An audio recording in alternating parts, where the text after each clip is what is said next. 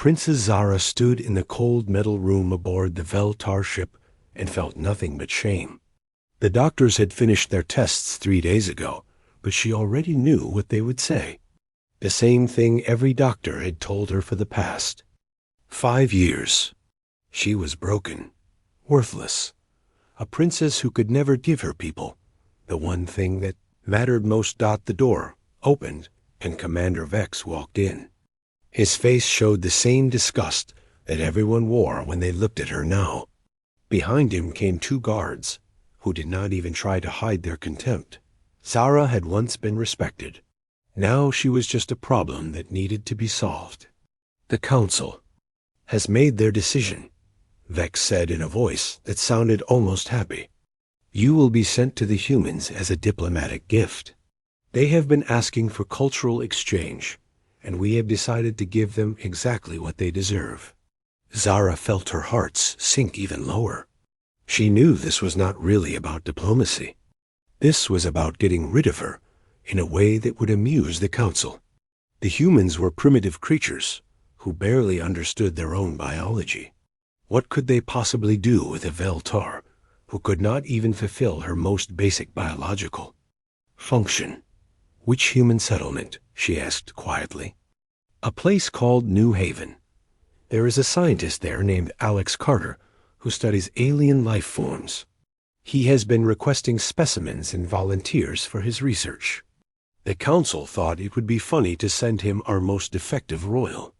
The words hit like physical blows, but Zara kept her face calm. She had learned long ago not to show emotion in front of her own people. They saw it as another sign of weakness. 2 weeks later, she found herself standing in the docking bay of New Haven Colony. The place was smaller than she had expected and filled with the strange chemical smells that followed humans everywhere. The gravity was lighter than home, which made her feel dizzy and off balance. Dr. Alex Carter was not what she had imagined either. Most of the humans she had seen in diplomatic recordings were older males with gray hair and serious faces. Carter looked young for a human, with brown hair that seemed to have its own mind and green eyes that held genuine curiosity instead of the cold calculation she was used to seeing. "Princess Zara," he said, and made a clumsy attempt at the traditional Veltar greeting. "Welcome to New Haven. I hope your journey was not too difficult." She studied his face for signs of mockery or disgust, but found neither. He seemed genuinely pleased to meet her, which was more than anyone from her own species had been in years. "Thank you, Dr. Carter. I am here at the pleasure of the Veltar Council for whatever purposes you may have." Something in her tone must have warned him, because his expression became more serious. "I hope you know that you are here as our guest, not as some kind of specimen. The Council's message was rather formal, but I want you to feel welcome here." Zara almost smiled at that. Welcome was not something she had felt anywhere in a very long time. Carter led her through the colony's main corridors, and she was surprised by how clean and organized everything looked. The humans seemed to take pride in their small settlement, despite its obvious limitations. People they passed looked at her with curiosity, but not fear or hatred. "Your quarters are in the residential section," Carter explained as they walked. "I thought you might prefer privacy to the guest rooms in the administrative building. If you need anything, my lab is just 2 sections over." The room he showed her was simple but comfortable, with a view of the colony's agricultural domes. She had expected something more like a prison cell, but this felt almost like a real home. "I know this must be difficult for you," Carter said when he saw her looking out at the domes. "Being so far from your people and everything familiar. If there is anything I can do to make your stay more comfortable, please let me know." Zara turned to study him again. Either this human was very good at hiding his true feelings, or he actually cared about her well-being. Both possibilities seemed equally strange. "Why did you request a Veltar volunteer?" she asked. Carter's face lit up with enthusiasm that seemed completely genuine. Your people have solved biological problems that we are still struggling with. Your medical technology is centuries ahead of ours. I hope that by working together, we might learn things that neither of our species could discover alone. And what if I cannot help you? What if I am not what you expected? He looked genuinely confused by the question. Then we will figure out something else. Science is about asking questions and finding answers. Sometimes the answers are not what we expected, but they are still valuable.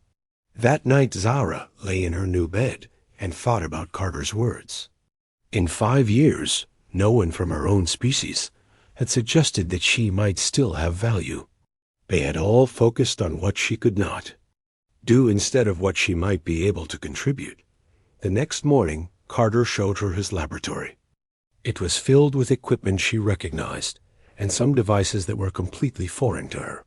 He explained his current projects with the same enthusiasm she had seen the day before. I have been studying the differences between human and Veltar cellular structures, he said, while showing her slides under a microscope. Your people seem to have found ways to direct biological processes that we can barely detect. Zara looked at the slides and immediately saw several errors in his analysis. For the first time in years, she felt useful. Your interpretation is close, but you are missing several key factors. May I show you? Carter handed her the controls without hesitation. As she adjusted the settings and pointed out the structures he had missed, she saw genuine excitement in his eyes. Not excitement about her status or her potential reproductive value, but excitement about the knowledge she could share. This is incredible, he said, as she explained the cellular mechanisms his equipment had been too primitive to detect properly. You can see things in these samples that our best computers miss entirely. It is basic education for my people, she said quietly. Basic for you maybe, but revolutionary for us. Would you be willing to work with me on some of these projects? I mean, as a partner, not as a test subject.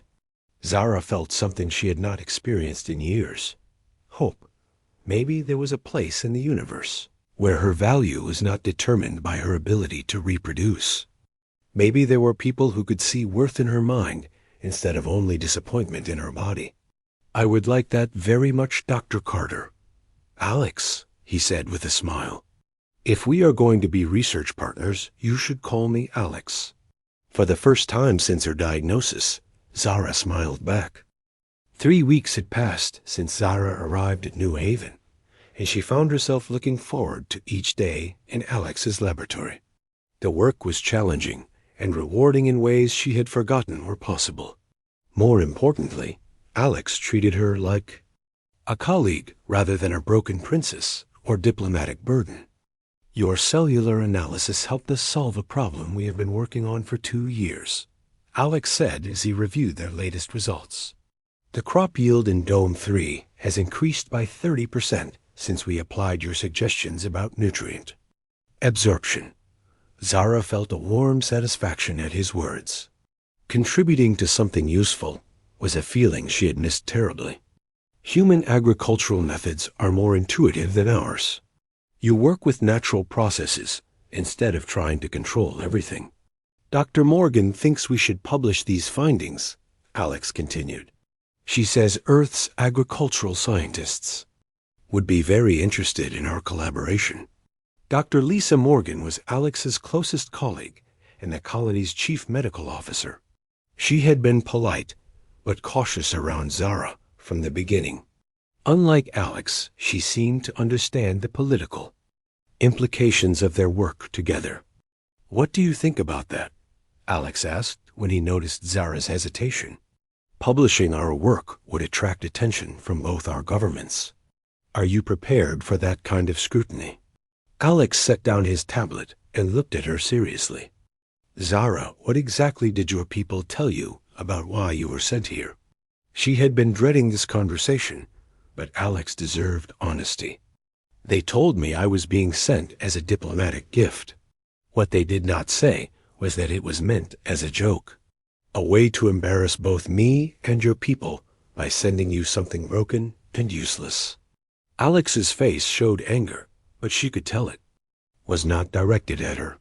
They sent you here because they thought you were useless. I am infertile, Alex, in Veltar society that makes me worse than useless. It makes me a genetic dead end who wastes resources that could go to productive members of society.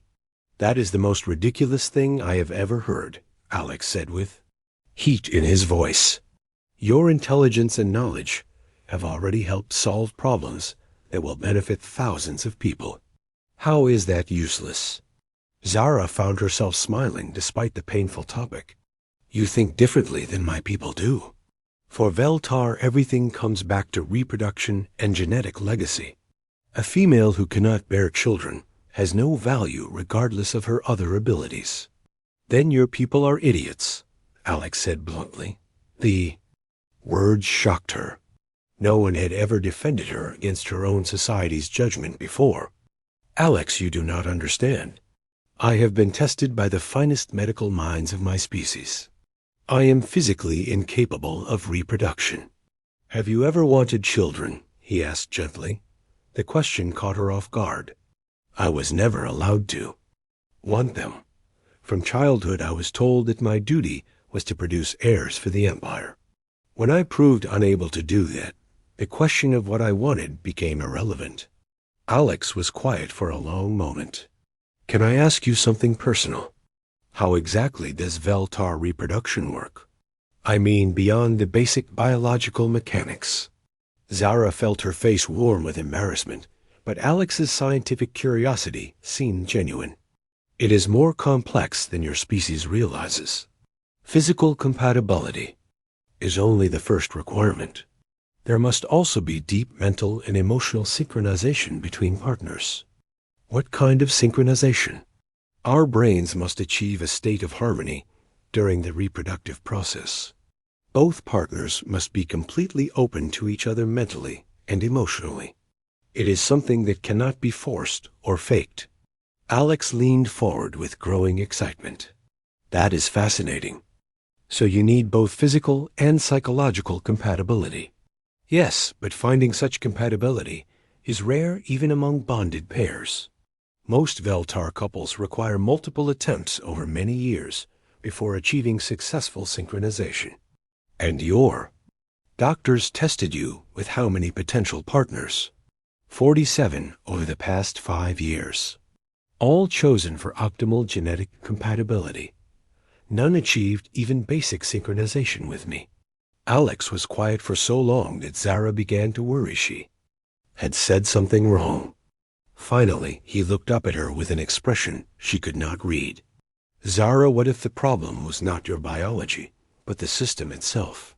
What if being forced into reproductive attempts with strangers made synchronization impossible?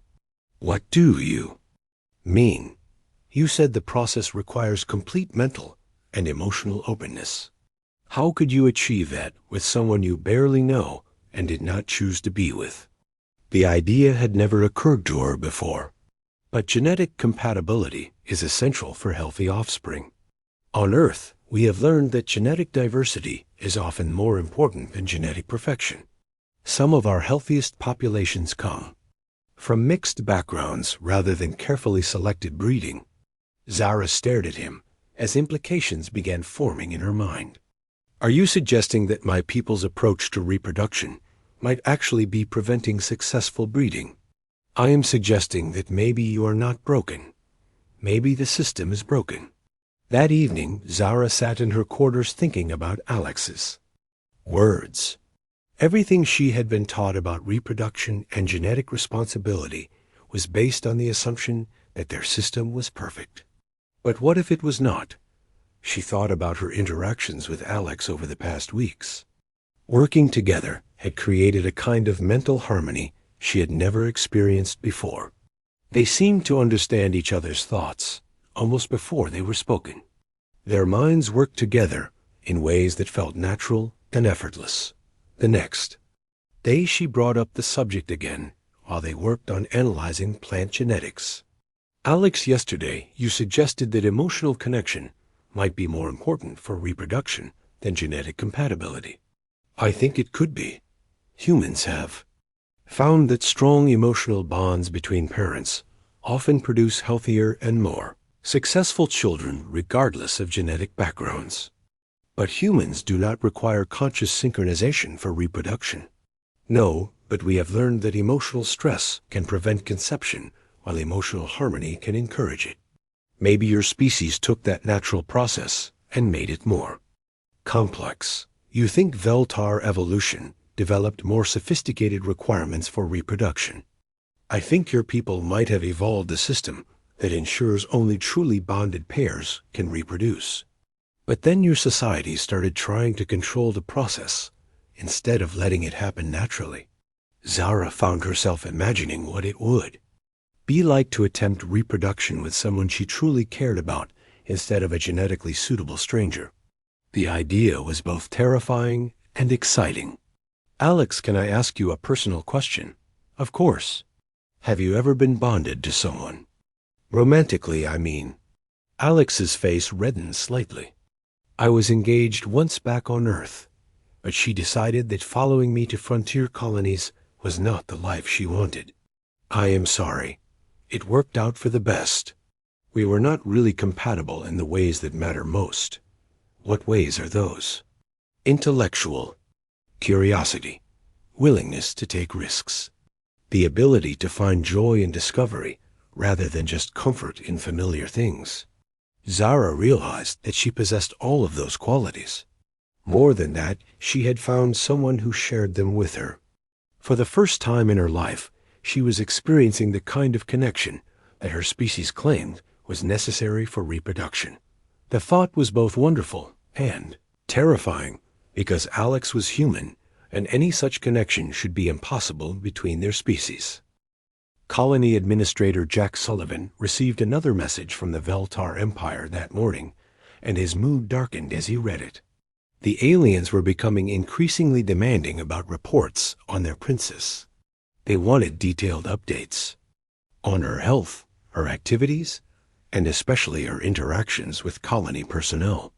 They are asking very specific questions about Princess Ara's daily routine, he told Dr. Morgan during their weekly staff meeting. It feels less like concern for her welfare and more like they are waiting for something to go wrong. Dr. Morgan nodded grimly. I have been monitoring the situation with Dr. Carter. Their collaboration has been remarkably successful, but I am worried about the political implications. What kind of implications? They spend almost every waking hour together.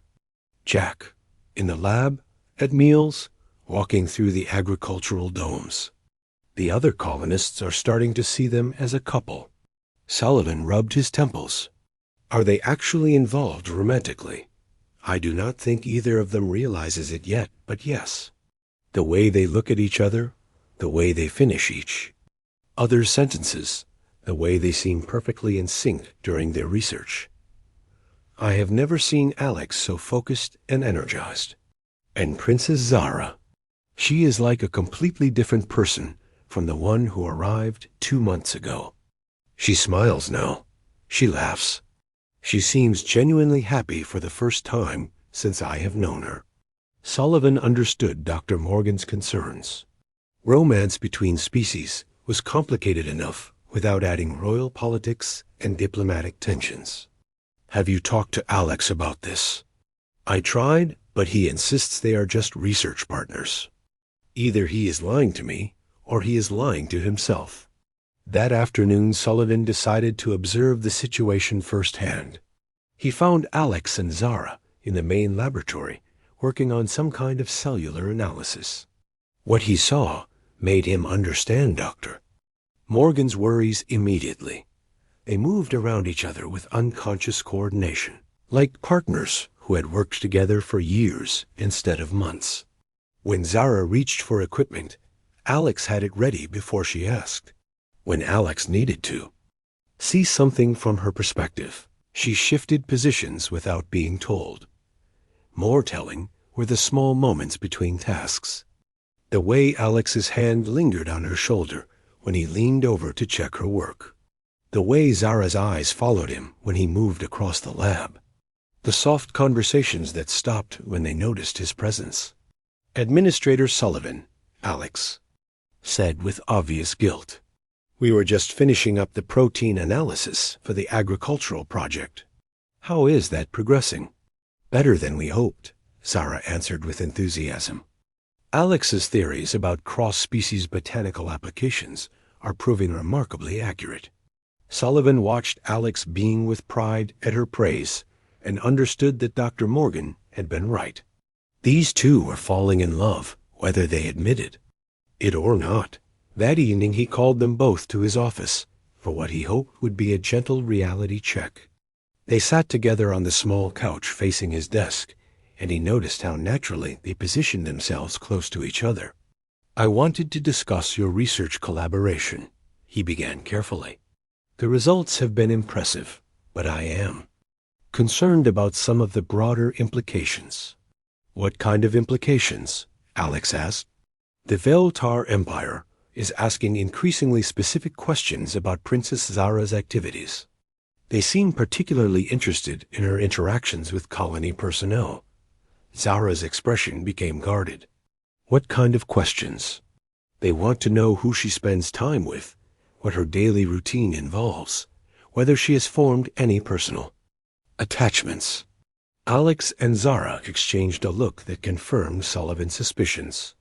They were definitely more than research partners, but were not ready to admit it even to themselves. Administrator Sullivan, Zara said quietly, I should tell you that my people sent me here as a form of exile. They expect me to fail at whatever I attempt because they consider me genetically defective. Defective how? I am infertile. In Veltar society, that makes me worthless. They sent me here as a diplomatic joke, expecting that humans would not know what to do with a broken alien princess. Sullivan felt anger on her behalf, but kept his voice calm. What you have accomplished here suggests that their evaluation was completely wrong. Alex has helped me see that, Zara said, and the look she gave him was so tender that Sullivan had to suppress a sigh. The problem is that your people are watching this situation very closely. If they perceive that you have formed romantic attachments, they may see it as a failure that reflects badly on both our species. Alex straightened in his chair. Are you suggesting that Zara and I cannot be friends because of political concerns? I am suggesting that you both think carefully about the consequences of whatever relationship you are developing. After they left, Sullivan sat in his office wondering what he should do. The colony was small enough that everyone would soon know about Alex and Zara's growing closeness. Word would get back to the Veltar Empire eventually, and he had no idea how they would react. 3 days later, his concerns proved justified. Alex and Zara were working late in the laboratory when their latest experiment produced unexpected results. They had been testing the interaction between human and Veltar cellular structures when something remarkable happened. Alex, look at this, Zara called excitedly from her workstation. The cellular compatibility is much higher than we predicted. He moved to stand behind her chair and leaned over to see the data on her screen. Their faces were inches apart as they studied the readings together. Both were breathing hard from excitement about their discovery. This suggests that human and Veltar biology might be more compatible than anyone realized, Alex said softly. Much more compatible, Zara agreed in an equally quiet voice.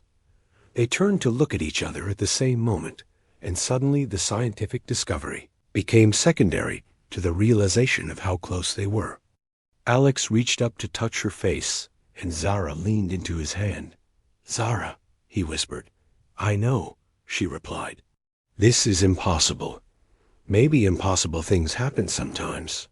He kissed her then, and she kissed him back with desperate intensity.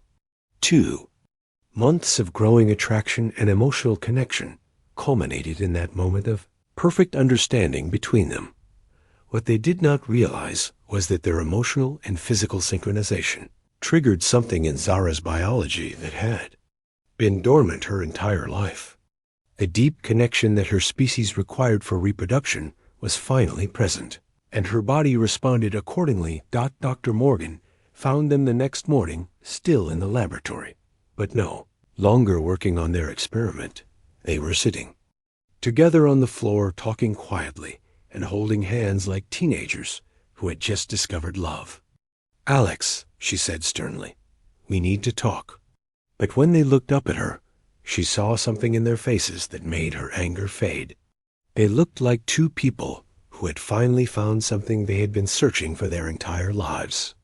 "I know this complicates things," Alex said, "but I cannot pretend that what I feel for Zara is just professional respect. And I cannot return to a life where my only value is determined by my reproductive capability," Zara added. "Alex sees me as a complete person, not just a failed vessel for genetic transmission." Dr. Morgan realized that trying to separate them now would be cruel and probably impossible. They had found something rare and precious together. The question was whether the universe would let them keep it. Dr. Morgan ran the medical scanner over Zara for the third time that morning, and the results remained the same. She looked at the readings again, hoping she had made some kind of mistake, but the data was unmistakable. Princess Zara of the Veltar. Empire was pregnant. "This is impossible," Morgan muttered as she checked the scanner's calibration. "The biological differences between your species should make this completely impossible." Zara sat on the medical table, holding Alex's hand and looking as shocked as Morgan felt. They had come for a routine health check after Zara mentioned feeling unusually tired. None of them had expected this. "Are you certain?" Alex asked quietly. "I have run every test twice. The cellular development patterns are unlike anything I have seen, but there is definitely a growing life form in Zara's reproductive system." Zara placed her free hand on her stomach with wonder. "I can feel something different. A kind of warmth and energy that was never there before." "How long?" Alex asked. "Based on the development stage, I would estimate 3 weeks. Right around the time you two had your breakthrough in cellular compatibility research." Alex and Zara looked at each other with dawning understanding. Their emotional and physical connection had somehow triggered the reproductive process that Zara's own species had been unable to achieve. "We need to contact medical experts on Earth immediately," Morgan said as she began making notes. "This is going to change everything we thought we knew about interspecies biology." "No," Zara said firmly. "Not yet." Both humans looked at her in surprise. "We need to think about this carefully," she continued. "When my people learn about this pregnancy, they will demand my immediate return. They will want to study the child, and probably try to use it for political purposes. And Earth's government will want to do the same thing," Alex added grimly. "A human-alien hybrid child would be seen as incredibly valuable for diplomatic and scientific reasons." Morgan understood their concerns, but also saw the broader implications. You cannot hide a pregnancy forever, especially one that might develop differently than either human or Veltar norms. "I know," Zara said, "but I want time to understand what is happening before we become political pawns." That afternoon, Administrator Sullivan received an urgent communication from the Veltar Empire that made his blood run cold. Commander Vex appeared on the screen with an expression of barely controlled rage. "Administrator Sullivan, we have been monitoring biological signatures from your colony and have detected anomalous readings associated with our princess." Sullivan kept his face carefully neutral. "What kind of anomalous readings?" "Reproductive. Biological activity that should be impossible given her medical condition. We demand immediate medical examination of Princess Zara by qualified Veltar physicians. Princess Zara is here as a diplomatic guest. Any medical examinations would require her consent. She is property of the Veltar Empire and will submit to examination, or we will consider her detention by your colony an act of war." The communication ended before Sullivan could respond. He immediately called Alex, Zara, and Dr. Morgan to an emergency meeting. They know something is happening, he told them without preamble. Commander Vex is demanding medical access to Zara and threatening military action if we refuse. How could they know? Alex asked. They must have been monitoring her biological functions remotely, Morgan said. Some kind of long-range medical scanning that detected the pregnancy. Zara looked pale but determined. They will take the child. For me if they get the chance. In Veltar society, a hybrid offspring would be seen as either an abomination to be destroyed or a weapon to be controlled. Earth's government is not going to be much better, Sullivan said grimly. I received a priority message from the Colonial Authority an hour ago. They are sending a team of xenobiology experts to study your situation. When will they arrive? Alex asked. 3 days. Then we have 3 days to figure out what we are going to do. Zara said that the next day brought more complications. Ben Parker, the colony's chief engineer, knocked on Alex's laboratory door with news that made their situation even more urgent. Alex, there are ships approaching the system. 2 of them. One is definitely Veltar military configuration, and the other looks like an Earth Alliance science vessel. How long until they arrive? Alex asked. A Veltar ship will be here in 18 hours. The Earth ship about 6 hours behind that. Alex found Zara in their quarters, staring out at the agricultural domes. She had been quiet since learning about the approaching ships. What are you thinking? He asked as he sat beside her. I am thinking about what kind of world we are bringing a child into. Both our species will see her as something to be studied or used rather than loved. Her. Zara smiled for the first time that day. I can sense the child's consciousness beginning to form. She feels female to me, though she may not develop along traditional gender lines for either of our species. Alex placed his hand over hers. On her stomach. Whatever happens, we will protect her. How, Alex? We are 2 scientists on a small colony, facing pressure from 2 galactic governments. We have something they do not understand. We have the bond that made this pregnancy possible in the first place. They can study our biology and analyze our genetics, but they cannot replicate what we have found together. That evening, Dr. Morgan made a discovery that changed everything.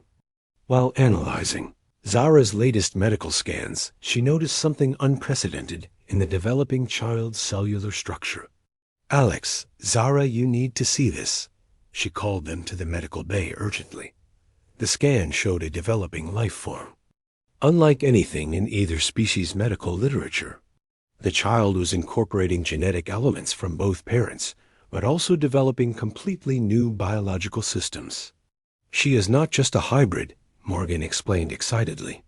She is developing capabilities that neither human nor Veltar genetics should be able to produce. Enhanced neural pathways, advanced sensory organs, and what appears to be the ability to consciously control biological functions. What does that mean? Zara asked. It means your daughter is going to be something entirely new. Not human, not Veltar, but something that combines the best of both species and adds innovations of her own. Alex stared at the scans with growing wonder. She represents the next step in evolution for both our species, which is exactly why both governments will want to control her, Zara said quietly. That night they made their decision. When the ships arrived, they would not try to run or hide. Instead, they would face both governments together and make it clear that their daughter belonged to neither Earth nor the Veltar Empire.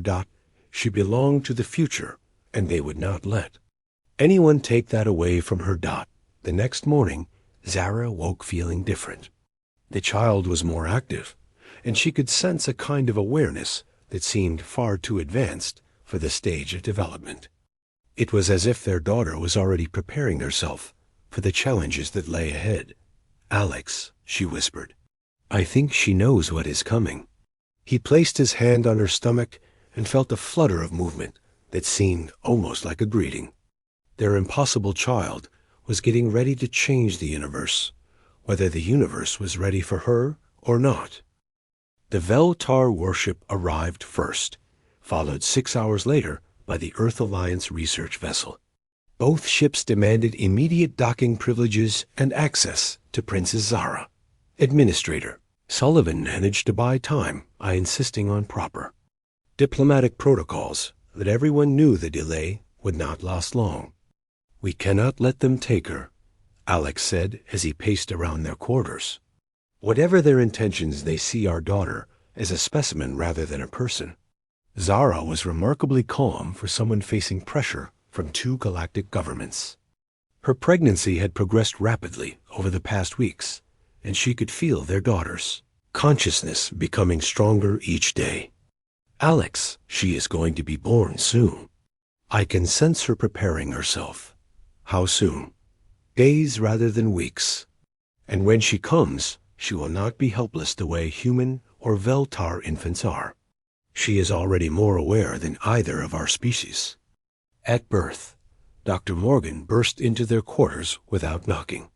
"The Veltar delegation is demanding medical access to Zara immediately. They claim she is carrying a contaminated embryo that threatens the genetic integrity of their species." "And the Earth team?" Alex asked. "They want to study the pregnancy as a breakthrough in xenobiology that could revolutionize interspecies relations. Both sides see her as a thing rather than a person," Zara said sadly. "There is something else," Morgan continued. "I have been monitoring communications between the ships. The Veltar Empire is divided about this situation. About half their leadership considers the pregnancy an abomination, while the other half sees it as proof that their understanding of reproduction has been fundamentally wrong." "What kind of proof?" "When word spread about your pregnancy, Veltar, couples across the Empire began questioning their arranged breeding programs. Fertility rates have actually started increasing as more couples reject genetic matching in favor of emotional compatibility." Alex felt a glimmer of hope. "So some of your people are beginning to understand that the problem was their system, not individual biology." "Yes, but the faction that considers our daughter an abomination wants to eliminate both her and me to prevent further contamination of their genetic programs." That afternoon, representatives from both ships met in the colony's main conference room. Commander Vex led the Veltar delegation, while Dr. Janet Ross represented Earth's interests. Both sides made their positions clear immediately. "The hybrid embryo represents a contamination that must be contained," Vex declared. "Princess Zara will return with us for proper medical intervention. The pregnancy represents an unprecedented opportunity for scientific advancement," Dr. Ross countered. "Princess Zara and Dr. Carter should be relocated to Earth's premier xenobiology research facility." Alex and Zara sat together facing both delegations with Administrator Sullivan beside them. Neither had spoken yet, but their united presence made their position clear. "Princess Zara," Commander Vex said with barely controlled anger, "you will submit to medical examination and return to Veltar space immediately." "No," Zara replied calmly. The simple words seemed to shock Vex more than any elaborate argument. "Could have. You are property of the Veltar Empire. You do not have the right to refuse." "I am no longer part of your empire," Zara said. "I renounce my citizenship and claim asylum with New Haven Colony." "Dr. Carter," Dr. Ross said smoothly, "surely you understand the scientific importance of this situation. Earth can provide resources and protection that this small colony cannot match." "What we understand," Alex replied, "is that our daughter is not a scientific specimen. She is a person who deserves to grow up free from political manipulation." At that moment, Zara gasped and placed her hands on her stomach. "She is coming now." Both delegations erupted in arguments about where the birth should take place and which medical teams should be present. Alex helped Zara to her feet, and they walked out of the conference room together, leaving the politicians to argue among themselves. Dr. Morgan met them at the medical bay and quickly confirmed that labor had begun. "This is happening much faster than normal for other species," she said as she prepared the delivery room. "She has been ready for days," Zara said between contractions. She was just waiting for the right moment. Ben Parker and Katie Wells arrived to offer support along with several other colonists who had become fond of Zara during her stay. The small medical bay filled with people who saw her as family rather than a political asset. The birth itself was unlike anything Dr. Morgan had experienced. The child seemed to actively participate in her own delivery and emerged alert and aware in ways that defied normal infant behavior. Nova Carter was beautiful in a way that transcended species boundaries. She had her mother's elegant bone structure and her father's expressive eyes, but also features that belonged entirely to herself. Most remarkably, she seemed to focus on faces and respond to voices from the moment she was born. "She is perfect," Zara whispered as she held her daughter for the first time. Alex touched Nova's tiny hand and felt her grip his finger with surprising strength. When he looked into her eyes, he saw intelligence that was already processing and understanding the world around her. The political delegations tried to force their way into the medical bay, but found their path blocked by colonists who refused to move. Ben Parker stood in the doorway with his arms crossed, an expression that discouraged argument. "The child is healthy and her parents are resting," he announced. "No one else is seeing them today." Commander Vex tried to push past him but found himself facing a wall of determined humans who clearly valued personal bonds over political authority. Dr. Ross attempted a more diplomatic approach. "We just want to ensure the child receives proper medical care." "She has proper medical care," Dr. Morgan said firmly, "from doctors who see her as a patient rather than a research subject."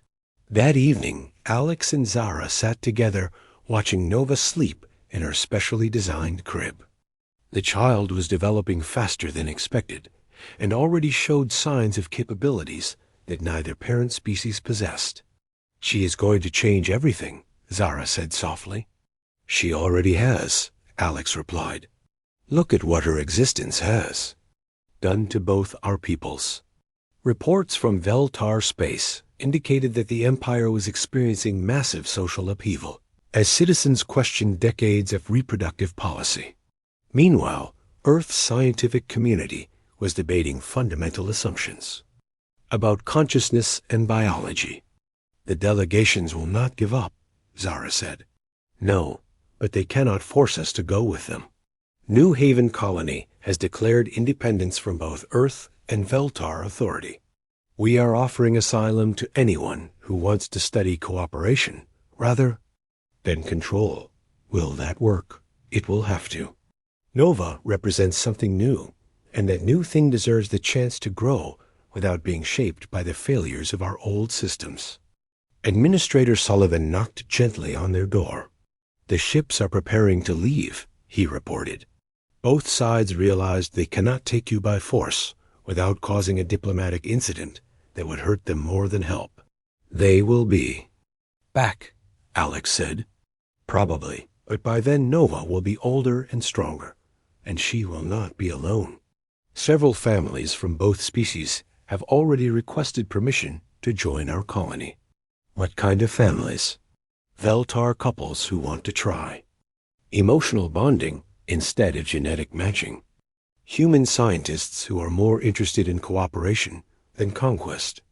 People who see what you have created together and want to be part of building something better." 6 months later, New Haven Colony had grown from a small research station to a thriving community of humans in Veltar working together. Nova was developing into a remarkable child whose abilities seemed to grow daily. She could communicate complex ideas before she could walk properly. She understood both human and Veltar languages instinctively.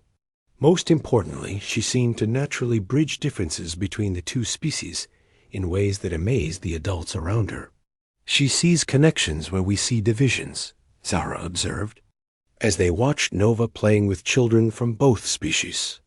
Maybe that is what the universe needed, Alex said.